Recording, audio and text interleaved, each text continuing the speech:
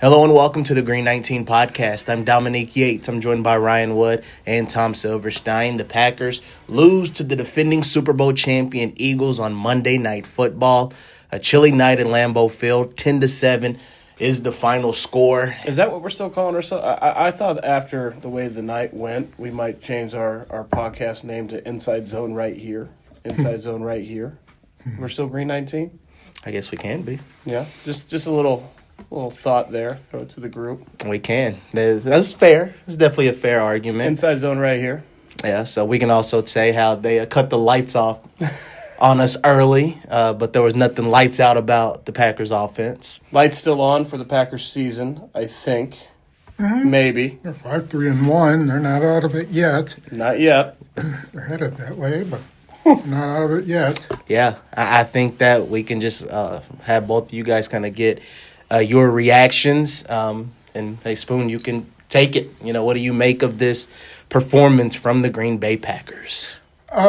Very disjointed. They just have serious problems on offense, and it's everywhere. I think it starts with the offensive line.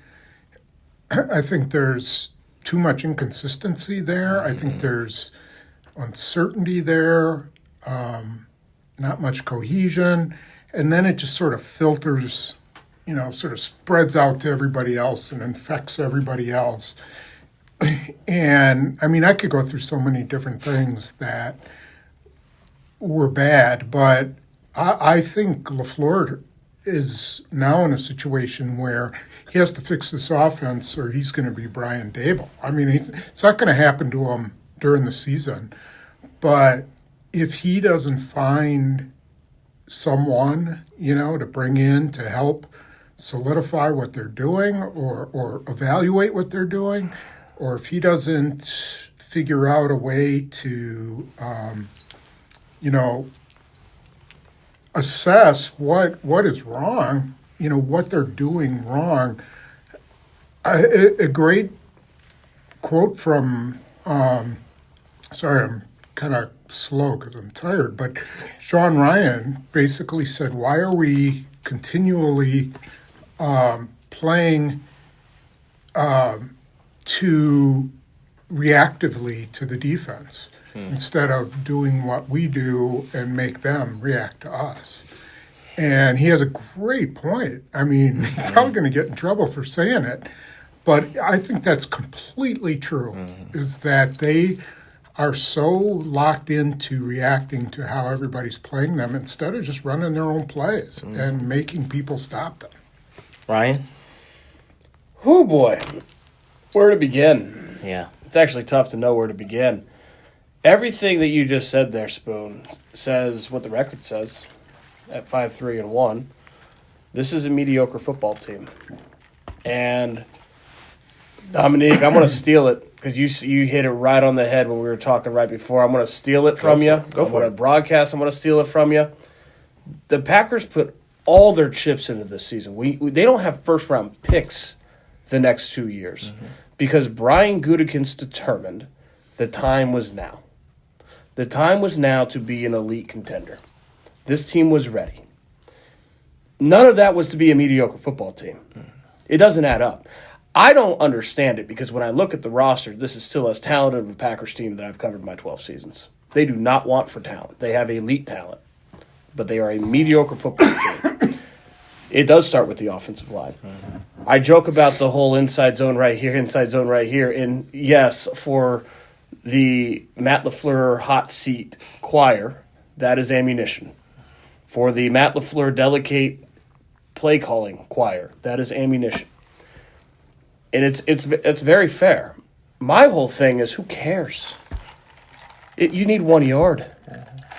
A year ago, this was a dominant run game that did not have Christian Watson down the stretch, did not have receivers that could separate down the stretch or catch the ball when they did because of the drops. Every defense knew exactly what the Packers' offense was going to do. They surprised nobody. Everyone knew that they had to run the ball. They ran the ball, and you know what? It worked for the most part. For the most part, they did run the ball anyway. It is a 4th and 1, and it felt like they needed to reach Neptune. Like, that shouldn't happen. The offensive line is nowhere near as good as it was supposed to be. They were 5th in the league in rushing last year. That was the bedrock of their offense. Since then, Brian Gutekunst's entire offseason project was the offensive line. It was doubling down on the run game. A week before the regular season began, and they traded for Micah Parsons, this was an offseason where you let Josh Myers walk and replaced him with Elton Jenkins. You put $77 million into Aaron Banks to replace Elton Jenkins at left guard. You drafted Anthony Belton in the second round. You did all these things to make life easier for Josh Jacobs. And tonight, Josh Jacobs has 21 carries for 74 yards. 37th time in his career he's had at least 20 carries in a game. I think it's only the 6th or 7th. I didn't do it. 6th or 7th time in those 37 games he's had fewer than 80 yards. This is an offense that cannot run the football against too high safety continually, not just the Eagles, every single week, and you have no choice but to run the football against that defense. That defense is designed to take away the vertical passing game that the Packers actually do well, and they're not going to get, as another great Sean Ryan quote, got to run that effing rock, because if you don't, they are going to two-shell us to death. You have to earn the respect to pass the ball. They're not doing that, and until they do, this season's going nowhere. It's really weird, and it's fascinating to hear the comments from both of you guys, because each and every week, you listen to Matt LaFleur's press conferences, and you'll try to ask him questions, you try to get insights about the offense, and it's always followed with, it depends on what the defense gives us. I'm like, is there ever going to be a game where the offense says, we're the enforcer, we're going to dictate how this game is played, we're going to get into a rhythm early and just make things happen? They just haven't done that. They have not put a 4-quarter game together where the offense is clicking, the defense plays well, the special teams just doesn't hurt them. And for the most part, the defense did exactly what it was supposed to do. The special teams, even they were fine, besides the 64-yard kick from Brandon McManus. But again, it's just the biggest issues are with the offense. Before we jump into the offense a little bit more, I do want to take it from just the Matt LaFleur comments, because he was asked if he is kind of coaching for his job right now. You kind of touched on it. You touched on it as well. I don't know if you were even able to hear those comments. Just any, takeaways on what he said, and just thoughts on. He just gave the basic response, exactly what you'd expect. The Mike McDaniel, I'm always coaching for my life. The Mike McDaniel answer is almost verbatim from his former colleague, wasn't it? Yeah. And really, there's a lot of blame to go around. And some of the worst offenses, in my view, are the two illegal motion penalties or formation, where your guys don't know that you can't cover up the tight end. I mean, that's basic football. Now you get to that 4th and 1 play, and they decide, okay, we're going to hurry up. Probably should call a timeout there. But first of all, why not just do a quarterback sneak? He had just done that easily. Because Aaron Banks had a false start. Yeah. Okay, so regardless, they're calling out the play. I asked Josh Jacobs, do you got a can for that play? Another play? If they're calling out, no, there's no can for that play. So that's another thing. Why are you calling a play that doesn't have another option?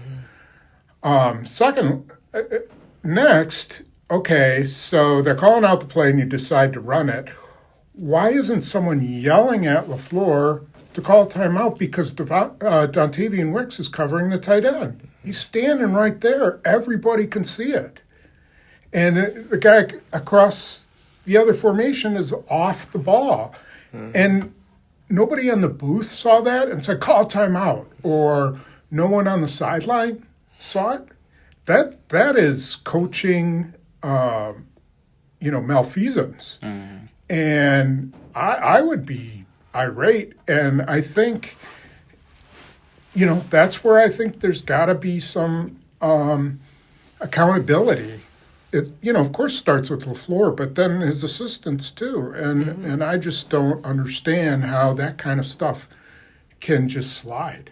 Yeah. And it's clear, their offensive linemen I don't think those guys are bad. I think they played against a really good defensive front today, but I think there's things they don't see or their fundamentals aren't great. I don't know what it is, but they're not playing anywhere near where they should be. No. It's interesting, and you talked about that 4th and 1, and we talked about it before we started this podcast. A very damning comment was coming from Josh Jacobs. The Eagles knew exactly what was going to happen. But, you even made the point that still, you need a yard. Go get it done. Mm-hmm. The execution wasn't there either. The Packers played elite defense tonight. Mm-hmm. Now, you could argue, okay, they gave up an 80-yard, 4-play touchdown drive. I would counter-argue that the offense, the Eagles' offense that the Packers' defense was playing against, was far superior to the Packers' offense that the Eagles were playing against. Mm-hmm. And they mostly shut them down. That's a really good offense that they shut down. And they've been a struggling offense this year. They have not been. They've been better in great. recent weeks. They're like 23rd. They've been better in recent weeks. Against the Giants. Okay, but they've been better. They've been better, and that's still a lot of talent. They shut them down. They shut them down, Spoon. Well, yeah. They shut them down. But the Eagles, let's not it's a better offense than the Packers Eagles up into something great. I think the Eagles have they won really a Super tried Bowl to last find. year. They've tried to find. They've been struggling all year. They have. All offensively. And yet they're 7-2. Okay. And they've been better in recent weeks. Their offense isn't great. Their offense is not great. It's got a lot of talent, but they've been struggling. And they shut them down. They shut them. They gave up one drive all night. You gave up 10 points at home. You got to win a game. You give up 10 points against anybody. I don't care if it's Bryce Young. I don't care if it's the Saints. You got to win that game. On the offensive side, Matt LaFleur's offense is broken. There's no other way to put it. Now, it needs to get fixed in the next 9 games, or, he'll be on the hot seat. There'll be a very difficult decision for this team to make. I don't think they want to fire Matt LaFleur, but if you have elite defensive play, and this is a Super Bowl or bust season, you put all your chips into this season. You don't have first-round picks the next 2 years because of doing that, and you have a broken offense and an offensive play-calling head coach, that is where the buck will stop. Yeah. It's so weird when I watch this offense because, again, I just keep asking the question, like, what do they want to do? Like, what are they trying to do? What is their identity? That's something that I can't even wrap my head around, like, what the answer to that question is. There's so much I'm trying to figure out. With Bo Melton, what are they doing with him in practice at wide receiver or corner? That's another issue. That's another coaching issue. Yeah. That's not Bo Melton's fault. No. He hasn't played wide receivers, played 7 snaps of wide receiver this year, and he practices. Why not bring one of the practice squad guys up who play? Nair was good. Yeah. I remember him at camp. Yeah. I was impressed with him. Shepard, too. Shepard, yeah. To me, that's. I know roster spots are are valuable, but you knew Golden wasn't going to be there, and it's like they don't really know what to do with the people that they have. No. All of a sudden, Wicks catches some short passes. It took him all game to finally get him the ball. Watson, they should be designing plays for Watson all the time. He is by far their best wide receiver. He's now got the ability to go up and get the ball when it's close to him, although he probably should have had that deep ball.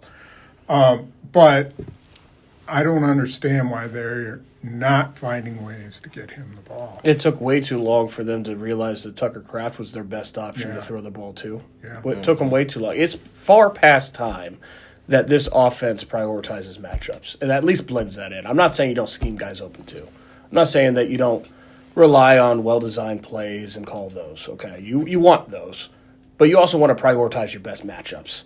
And I'm sorry, but throwing over and over again to Romeo Doubs against Quinyon Mitchell is not going to work. No, he cannot run well enough to separate from Quinyon Mitchell. Separating. That's not going to happen. So stop doing it. But that whole playing the right guys thing, I think extends to the offensive line. Like at this point where they're at, there is no bad options. It's like, you guys seen Apollo 13? It's like the spaceship blows up and Gene Kranz comes in and he's like, any option on the table. We got to get these guys back to earth. Any option on the table. There's no bad ideas. Start brainstorming. That's where the Packers offense is. You got to get this offense back to earth. You have to be open to anything, even delegating play calling. But I think it extends to the offensive line. Brian Gutekunst, his offseason project has yielded surprisingly poor results. But I'm not convinced that they have their best 5 on the field or that they have their best 5 in the right spots. You got to take a serious look at that, and there are no bad ideas. No. Anything needs to be better than this. I mean, I agree. I mean, we've even just like thrown out ideas. Like maybe where can you throw in Anthony Belton or a guy like that? I did notice at least they tried to do a little jumbo personnel when they used Kennard. You could say basically as a tight end and a blocking tight end. So at least they were trying to mix things up a little bit since you don't have Tucker Kraft's blocking. But yeah, it's something that I'm wondering. Are the right guys in the right spots, especially on this offensive line? And if not, what route do you go? Do you not feel good about your depth? You know, Jacob Monk's an interior guy. Like, I don't know where you start with that group. I know, and I think, too, where have they been training centers? I mean, you knew Elton Jenkins was an aging guy, and to his credit, he's played every snap up until tonight. Yeah. And, you know, now he gets hurt, and now you haven't really trained anybody. I mean, Sean Ryan played a little bit of center in training camp. Jacob Monk played some, but he's been, you know, he was hurt for a long time. He wasn't even practicing. I don't feel like they have a great option there. I guess Sean Ryan's probably going to be their center. But, yeah, I agree. You got to try. I don't know what it is. I don't think you move Zach Tom because I think he's just too valuable at right tackle. Yeah. But I don't know. I tend to agree with that. You know, I wonder if long-term, Matt LaFleur said that the Elton Jenkins injury does not look good. So if he's out for a while, I wonder if having Sean Ryan at center might help because this offensive line needs as much rugged as it can get, and that's what Sean Ryan does well. He is a good run blocker. And so over the long term, having more good run blockers with where they're at doesn't seem like a bad thing. But do you consider putting Anthony Belton at right guard instead of Jordan Morgan? Do you consider putting Jordan Morgan at left tackle instead of Rasheed Walker? Yeah. There are no bad ideas here. No. Everything should be on the table. Yeah, I'm starting to think that maybe they should put Banks at right guard. I mean, he's been a left guard, you know, but I think Morgan has to play on the left side. Yeah. I just think that's where he belongs. Banks can probably get used to. He's a veteran. He could probably get used to it. Maybe that's the option. Maybe you're right. Maybe Belton has to play. I know he's really raw and you know he's going to screw up, but who isn't at this point? Yeah, at this point, yeah. What do you have to lose? And I like Kennard, but I was surprised that Belton wasn't the extra tight end. Doesn't it feel like right now it's going to take some significant changes, whether that be personnel or what, to really kickstart this thing? I mean, they're broken. That's what they're at. You got to do something big. Like it can't be like, we're just give them more time and try to figure. You got to be open to doing some pretty drastic, significant things. I'm also, if I am them, or if I'm Brian Gutekunst, I'd be worried about Love because he is not progressing in this offense. And I don't know if it's because of the line. I don't know if it's because the offense just isn't fitting him at this point. He doesn't have the right receivers. Yeah. I don't know what it is, but sometimes he's locked into the first read. Mm-hmm. Other times it looks like he's just holding it and won't pull the trigger. Other times it looks like he's too quick to pull the trigger. I just sense no rhythm in how he's playing. Throwing it too much to Romeo Doubs, covered by Quinyon Mitchell. Well, like that third down. Prioritize your match. I think about 2 third down plays in particular. One was to Dobbs. Like, with no hesitation, he threw it to Dobbs. Quinion Mitch was all over him, a PBU. Then, I think the very next drive, he tried to hit Wicks on a slant for third down. Again, it just wasn't there. So I think about all of those little moments, and I brought up that point before. I don't know if it is just a trust thing. Does LaFleur trust Love to be able to go above and beyond and just take hold of this offense? Right. Does Love trust the offensive line to give him protection? Does he trust every receiver to get open and catch the ball, or does he only trust a couple of guys? Those are the questions that I'm curious about. Is it just one big group of guys just out there and not fully trusting and just hoping that they can make things happen? But again, you just kind of said it, Ryan. That is the sign of a broken offense with no true identity, and they just don't know what they want to get accomplished. I will say, too, there were some pretty big drops tonight. Now it wasn't – you can't put it all on the receivers. There's so much else that's going on.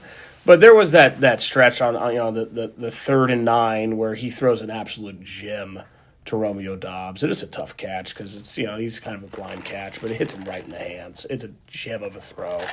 It's dropped. And then the very next play on 4th and 9, he comes back and he hits Bo Melton. I get that he's played mostly corner, but it hits him between the 1 and the 6.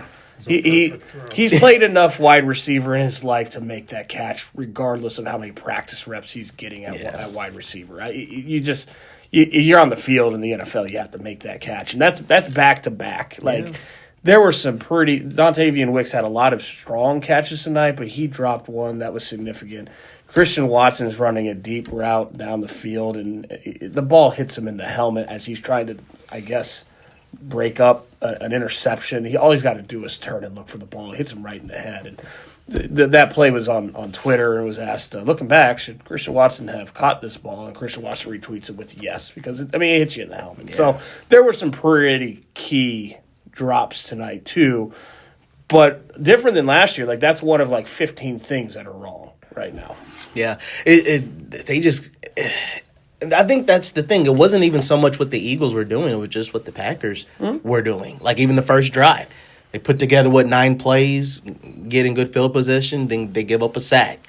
3 and out, you're out of field goal range. He shouldn't have kept taking that sack either. That's a covered sack. Yeah. Jordan Love's got to get rid of that football. Yeah. Then the next drive, it was the false start. Then there was just the fumble from Love. Just all of these moments where it's okay, you're putting together a drive. How do you finish it? Yeah. And I think through the first 5 possessions in the first half, 4 punts and 1 fumble. You just can't do that. The big difference to me was you watch Jalen Hurts and you watch Love. So Jalen Hurts there was pressure on him just like there was on Love. The Packers didn't have a lot of free runners on him, but they did have some pressure.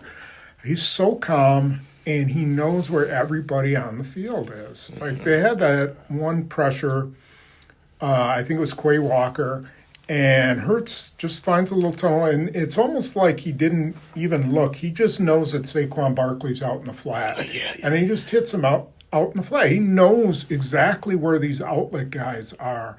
And for Love, it seems like it's a surprise or it's a real struggle to just get the check down to a guy to get 8 or 9 yards. He's holding it too long or something. Philly, their defense is really good, and they are physical. So they're pounding you all game long, and they're going to get through at some point. The pass protection wasn't terrible, but it was up in his face. But that's kind of expected with Philly. But the times that they don't, the times that you got them, that's when you got to hit them. Yeah. And I just felt like Love didn't really have a good feel like Hurts did for where his outlets were. That's true. It's almost as if he didn't expect that there would be pressure coming this game.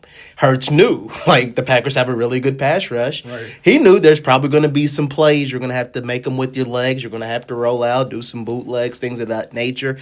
For Love, it was almost just what do you mean they're getting pressure on me? I don't know what to do in those situations. So, again, there wasn't a rhythm from the first play until the end. There was just never any rhythm. You mentioned the first half. The stat that most highlights where this offense is, I think, is in this 8-day stretch, 2 home games. They had 8 first half possessions, not 1 touchdown. But it's even deeper than that because their inability to get to the end zone in the first half goes on the road too. In their last 4 games, they have had 18 first half possessions, and they have had 1 touchdown. 1 in 18. You will not win in this league doing that. You cannot win in this league doing that. They've had like 5 field goals. So we're talking about 2/3 of their first half possessions over the last 4 games. 0 points. You're not winning. Not winning at all. I will say, I guess we can transition and talk defense a little bit. I mean, in terms of that group giving you everything possible to win a game, they not only got pressure on Hurts, they took away the run game. They even get a stop at the end of the game, give the Packers the ball back. So, we talked through these past couple of weeks, and in Cleveland and Carolina, it's like, okay, the defense has to get a stop here. And those past games, they didn't do it. This game, they did.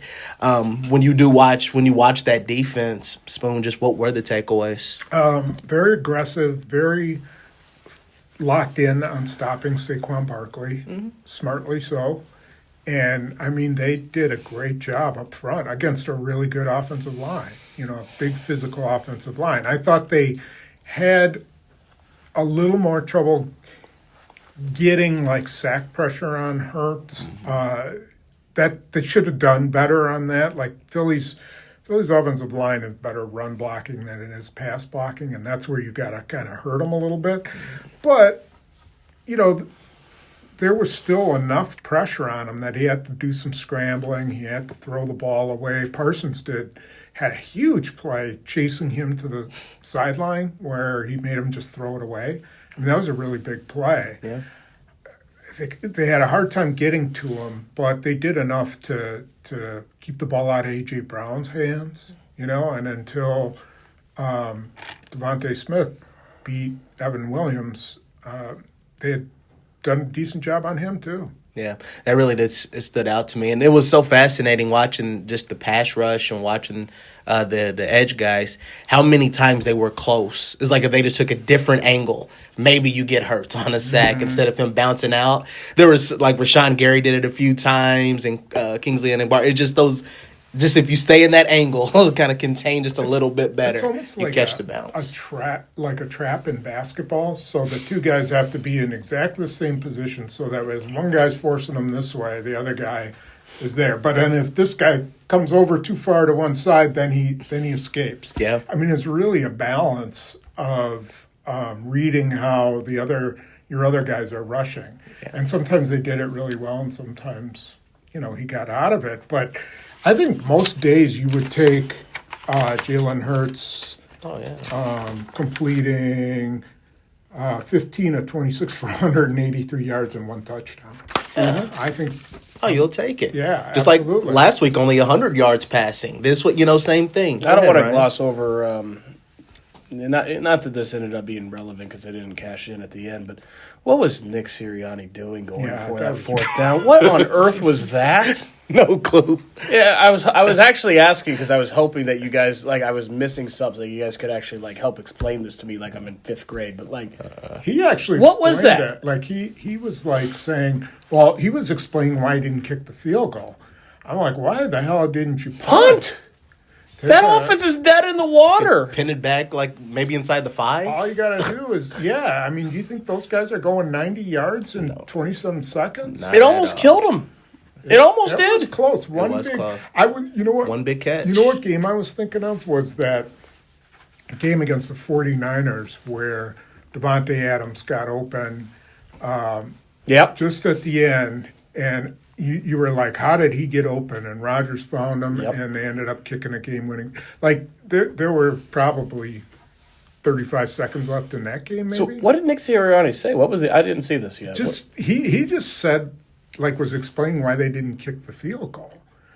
Punt! That's why you don't kick the field goal. I know. I was really surprised nobody said, no, we're talking about a punt. Why aren't you punting? The Packers had no timeout, so you just let that clock go all the way down, that play clock. You expire, you take the 5 yards, give yourself a little more room, and you punt the ball. Yeah. I was surprised. And not that it mattered, because the Packers' offense is too inept to actually make it matter. But I didn't. That was surprising to me. It was some weird stuff late in the game. Even the Packers 2-minute during the fourth quarter was around 2:20, 2:25 when they get the ball. Was it 3 straight passes? Mm-hmm. You don't burn off any time off the clock. You don't even go to the 2-minute, and you kick it right back to the Eagles. I know. I'm. It's confusing. Oh, wait, was that when I think he actually ended up hitting Christian Watson there, and then they got through the 2 minutes. Yeah, they did. But they did. But it looked like it might. Yeah. They're playing pass. They did in that situation. Perfect time for a draw or something with Jacobs. If they could run the ball. Take a shot. Yeah. But they were playing really, really soft then. Mm-hmm. I'm trying to remember which drive. I think that was the one you were talking about. Mm-hmm. Anyway, go ahead. Oh, yeah, it was with 2:18 left. Yeah. Pass to Wicks, incomplete. Wicks turns right and he throws it left. Mm-hmm. Deep middle to Melton, and he got hit by Nolan Smith. He couldn't quite. I think Melton was open, but he got hit, and then he hit the Watson. He did hit Watson. Yeah. Just again, there was at least Watson saved the day in that regard in terms of kept the play alive, but he still didn't really get the ball that much. Ryan, did you have anything on defense? Or just thoughts or takeaways on anything that stood out? I think I made myself pretty clear. I thought it was an elite defensive performance against a very capable offense, and if Micah Parsons after the game was very much in chill down mode and it's okay. There might be elements of our house that are on fire, but we know where the fire extinguisher is. We got the 911 number. We can call the fire department. It's okay. And I get that if they play defense to that level, I think Mike Parsons even said it, they're going to win a lot of games. They'll be in every game. But they're not winning a Super Bowl if they don't play better or not. It's not. This season's not about winning a lot of games. Now, that's part of the journey. You need to position yourself the best you can in January. The season's about getting to the Super Bowl. That's literally what the GM mandated at the start of this season. So winning a lot of games, okay, fine. That's not the point. No. They have to. They got the defense to do it right now. They are not even close on offense. Yeah. I guess we can wrap it up really quickly and hit on special teams. Where do you guys stand on the McManus, Haversick? Anything on that? I'm not sure we're going to agree, but let me ask you, Spoon. You talked to Brandon McManus.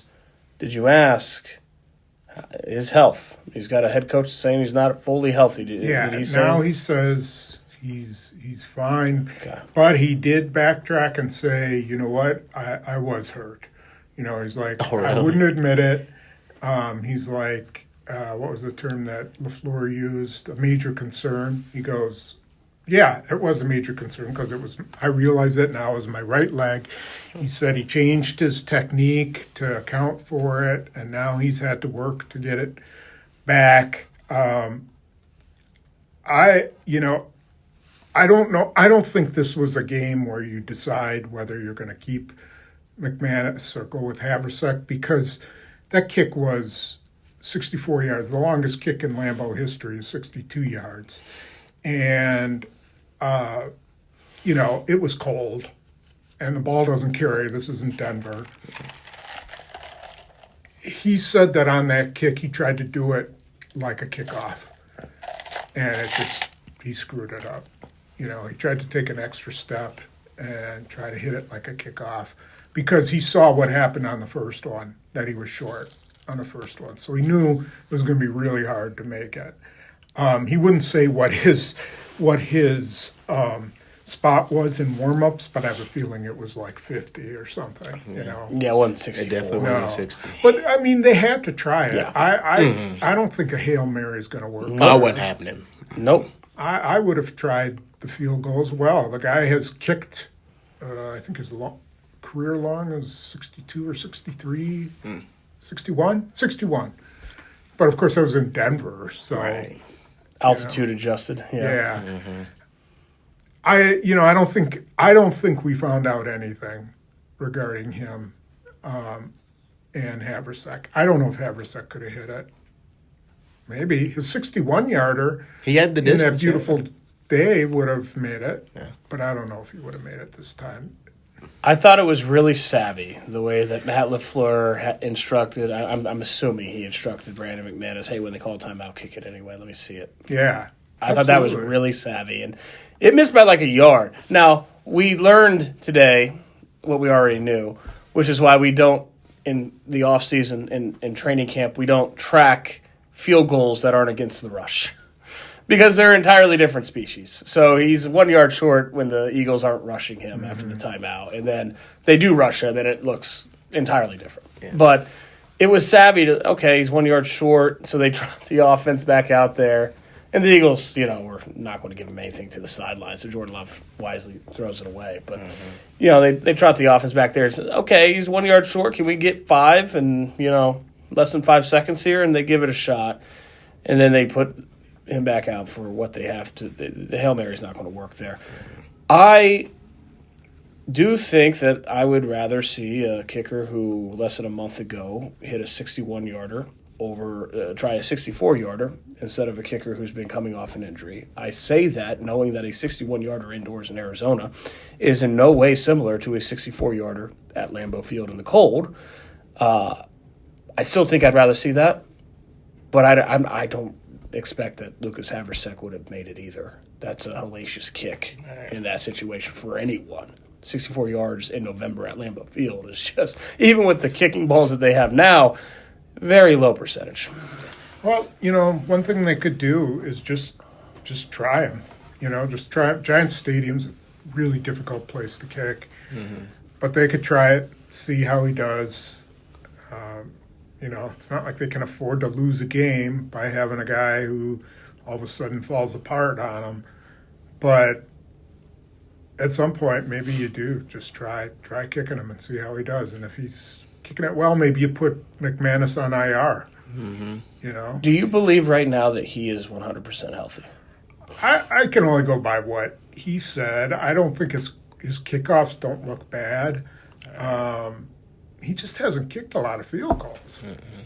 Mm-hmm. No. I think I don't know. That was the thing that stood out to me, though. And it's fascinating to hear those comments because last week when he said, he was kicking like crap, he was like, "Oh no, I'm fine. I did my normal kicking routine. Yeah. Everything was good." But now hearing him backtrack a little bit really stands out to me, and that's why I would listen more to the Haversack talk. And that's why I don't know if he is or isn't. Right. I just don't know. Right. What I do very much believe is that if he is not 100% healthy, he should not be kicking. If he is not 100% healthy, it should be Lucas Haversack. Mm-hmm. If he is 100% healthy, he should be kicking. Mm-hmm. But I don't know if he is or isn't. I don't know. I have a feeling they don't know either. I'm not sure he's honest with them. I don't know. He sounds like was sort of in denial about it. Mm-hmm. And I'm not saying he's intentionally lying about it, but it could be one of those things where he's just in denial about being hurt. Sometimes you have to accept it. So, but then that's up to them. Then they have to shut him down or see what Haversack does. It's as LaFleur said, constant competition. Every week, competition. It does feel like they returned him too soon. It was last Monday when Matt LaFleur said publicly that he's still working through things physically, right? Yeah. So that's 2 games in which he was not 100% healthy, was kicking anyway. Didn't hurt him in Pittsburgh. It hurt him against Carolina. Now they've lost 3 games this season, each by a field goal. And the reason why, those add up. That's another thing that Micah Parsons said tonight is, it's not like we're getting blown out. Okay, fine.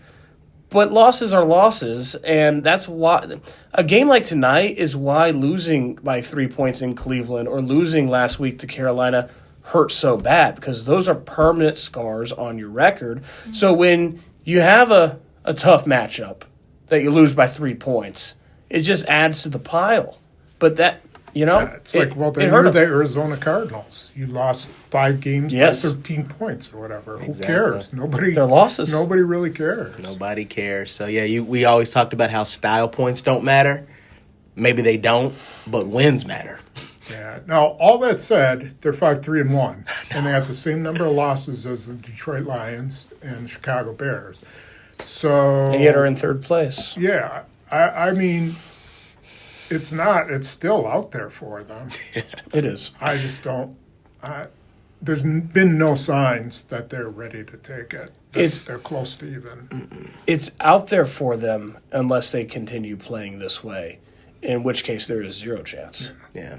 They're going nowhere if they don't play a lot better. Yeah. But if they play a lot better, then yeah, I mean, I still see the talent. They have Super Bowl caliber talent on this roster. If they can play to it, they can go there. But they can't go there playing like this. No. But and it's interesting because last season around this time, they were coming off the bye week. They won 5 out of 6.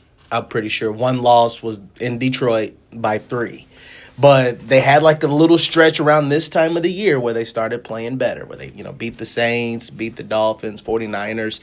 Those were all crappy teams. They were. Like, their schedule the rest of the way is they gotten rid of all their. The Giants are the last, semblance of crappy teams on their roster, and now they're sort of reborn with a new coach. You never know how guys react to that. It probably, they should win that game, but after that, it's all Detroit, Minnesota, Chicago, Baltimore, which is turned it back on. Denver. Mm-hmm. So yeah, they're time for, beating up on the weak teams is over. And now they got to play. Maybe that's a good thing because they've wasted some opportunities there. Yeah. But I was sitting here just thinking, what was the big thing we talked about during the offseason? They were 1-5 in the division last year. Mm-hmm. That can't repeat itself Right. if they're going to be that kind of team. And what's it going to come down to? Division games. They played one division game. They're 1-0 in the division. It's going to come down to whether you can win in the division or not the second half of the year. If they can, then okay, they could be in a good spot. If not, Matt LaFleur might get fired. That's where they're at. Yeah, this is the time of the year where, you have to start playing better. You really do. And, even though the schedule last year, like I said, it was the weak half of the schedule, they still performed. They still were, having some shutouts. They were still clicking in areas where they needed to. And, this team can do that. It's not, a crazy thing to say that they could not go on a run at this bottom half of the season. You could say stranger things have happened, and like you said, Ryan, there's talent on this team for that to happen. The defense, you could say outside of a 40-point outing in Dallas for the most part, they've kind of stepped up to the challenge. But, again, if this offense can't figure things out, it could be an early exit for this Packers team. That's the other stat out of tonight. All 3 of their losses this season, they've given up 16 points or fewer. Those you give up 16 points in this league, it should be a win. Yeah. That's 3 losses, 16 points or fewer. That's tough. That is tough. So, any final words, thoughts as we wrap up this pod and get ready for a short week before they face the Giants? I'm out. You're done? Yep. You done? Mic drop. Mic It's drop. not like I'm going to sleep anyway. You guys sleep well after night games? No. I sure don't. No. I think I told you. I'm a zombie the next day. I clean my apartment to burn off energy. So I don't. I'll be in my apartment in about an hour or so, sweeping floors and mopping just to burn off energy. I lie in bed staring at the ceiling for countless hours. I need to debrief and not think about football, especially after what we just sat through for 3 hours. I need to be brainwashed from anything football after watching that. Did you guys find that to be an entertaining game to watch? No. Some of the defense I liked. I thought it was a good, hard-hitting guys. There was some really nice defense being played. I don't have to have offense to be really excited about a game. Some of the ineptitude of the Packers was hard to stomach, Yeah. but only in the sense that I like to see good play. If it had been the Eagles playing poorly, that wouldn't have been very appetizing either. I think the times when the Eagles offense was on the field and the Packers defense, that was a great matchup. Yeah. It was a really good, two evenly matched up units. Even the ineptitude of the Packers offense for me came in such a way like, oh, they hit Christian Watson, they're down at the 10. Illegal formation, what? Like, even that was kind of like entertaining on a Harlem Globetrotters background, kind of like comical of errors type way. Like, really? Like, oh, my goodness. But I like that game. I had a lot of fun watching that game. I enjoy those are two really good defenses that we saw. For the most part, I get that there were self-inflicted errors. I get that. But I think for the most part, that was two really good defenses, and the struggle of trying to figure out how to put a dent into them. And then the Eagles come up with that drive, and boom, just like that, it's a couple big plays, and that's the difference. Like, that's a fun game to watch. Yeah. I thought it was a couple of good, individual performances. But me personally, I didn't enjoy that. I can't do sloppy bad football. You need offensive highlights. No, I can't deal with 5 possessions, 4 punts, and a fumble. I just can't.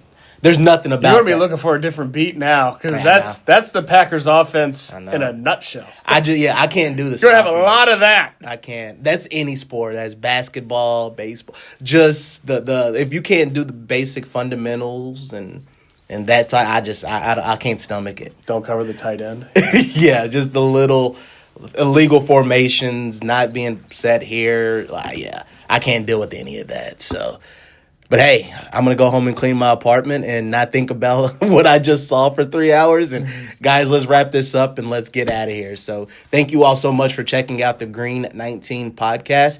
The Packers are 5-3-1 on the season after losing to the Eagles on Monday Night Football. Up next, taking on the New York Giants. For Ryan Wood, Tom Silverstein, I'm Dominique Yates.